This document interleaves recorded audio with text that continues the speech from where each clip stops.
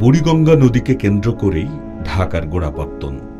পত্তনের পর থেকেই ঢাকা শহরের লাইফলাইন হয়ে আছে বুড়িগঙ্গা। কিন্তু অব্যাহত দূষণে সেই লাইফলাইন আজ বিপর্যস্ত। কয়েক দশক ধরেই বুড়িগঙ্গা নদী রাজধানীর ও সংলগ্ন উজানের সকল দূষিত বর্জ্যের গন্তব্য। বর্তমানে বুড়িগঙ্গার পানি দূষণের অন্যতম কারণ হল ডাইং কারখানার বর্জ্য,